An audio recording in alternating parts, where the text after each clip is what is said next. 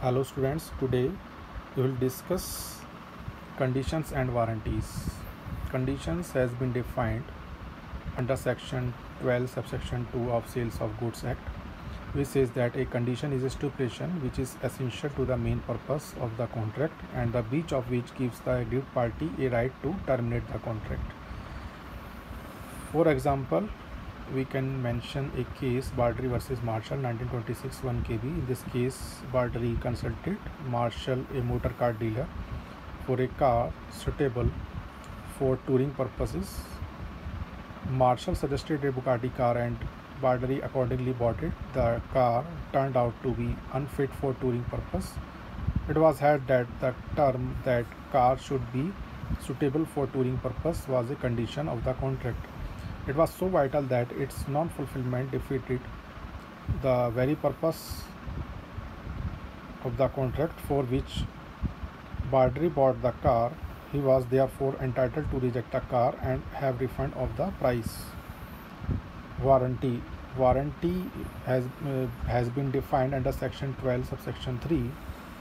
A warranty is a stipulation collateral to the main purpose of the contract, the breach of which gives rise to a claim for damages but not to a right to reject the goods and treat the contract as repudiated. So what is the difference between conditions and warranties? The main difference is condition is the essential part of the contract and warranty is a collateral to the main purpose of the contract. In case of breach of conditions, a buyer can terminate the contract, but in case of breach of warranty, the buyer can claim for damages only, but he can't reject the goods and treat the contract as repudiated. Okay. Now, conditions and warranties can be classified in 4 parts: express conditions and implied conditions.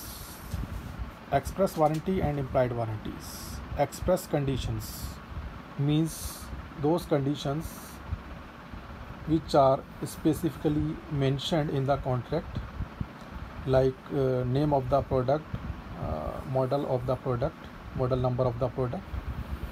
And in case of express warranties, period of warranty must be clearly mentioned.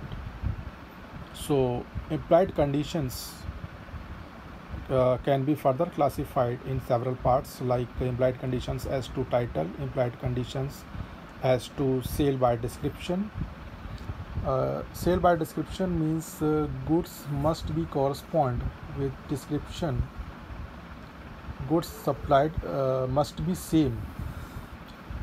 It means goods supplied must be same as were described by the seller. Implied conditions as to sale by sample. It means goods must be correspond with the sample in the quality. The buyer must have a reasonable opportunity of comparing the bulk with the sample. Implied conditions as to sale by description and sample. Implied conditions as to quality or fitness. Implied conditions as to merchantable quality. Merchantable quality means the quality, the goods must be such that a man of ordinary prudence would accept them, and the goods must be free from any latent or hidden defects. Implied conditions as to wholesomeness. It means that the goods shall be fit for human consumption. Implied conditions implied by customs. It means the implied conditions can be imposed as per prevailing customs in that particular locality or regions. What about implied warranties? Implied warranties can be further classified in 3 parts. like implied warranties as to quiet possession, implied warranties as to freedom from encumbrances. Encumbrances means charge on the goods, and implied conditions as to quality of goods annexed by usage of trade as per